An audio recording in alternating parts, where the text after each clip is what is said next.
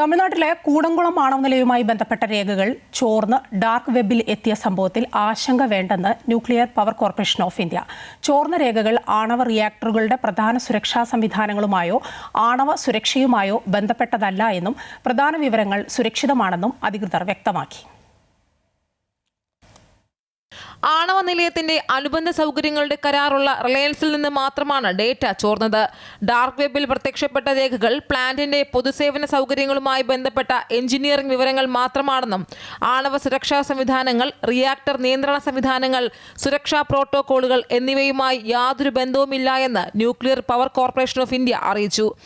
ആണവ നിലയത്തിലെ 3-4 യൂണിറ്റുകളുടെ ചില അടിസ്ഥാന സൗകര്യ നിർമ്മാണ പ്രവർത്തനങ്ങളിൽ റിലയൻസ് ഇൻഫ്രാസ്ട്രക്ചർ പങ്കാളിയായിരുന്നു.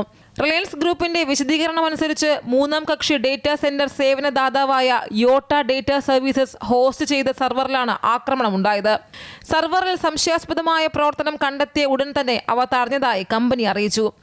അതേസമയം ഡാർക്ക് വെബിൽ ലഭ്യമായ 2016-നും 2025-നും ഇടയിലുള്ള രേഖകളിൽ ബ്ലൂ പ്രിന്റുകൾ, വിതരണക്കാരുടെ വിവരങ്ങൾ, യോഗങ്ങളുടെയും പരിശോധനകളുടെയും റെക്കോർഡുകൾ, ഉപകരണങ്ങളുടെ അവലോകനങ്ങൾ, ഇൻഷുറൻസ് പോളിസികൾ എന്നിവ ഉൾപ്പെടുന്നു എന്നാണ് വിവരം.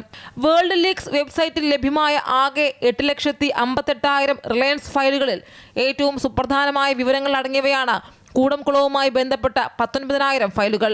റിലയൻസിന്റെ ഉപകമ്പനിയായ റിലയൻസ് ഇൻഫ്രാസ്ട്രക്ചർ കൂടംകുളം നിലയത്തിന്റെ 3-4 യൂണിറ്റുകളുടെ രൂപകൽപ്പനയ്ക്കും നിർമ്മാണത്തിനുമുള്ള കരാർ 2018-ൽ സ്വന്തമാക്കിയിരുന്നു.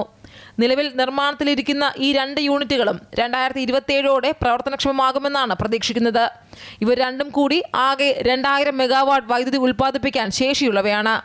News desk, Amrita TV.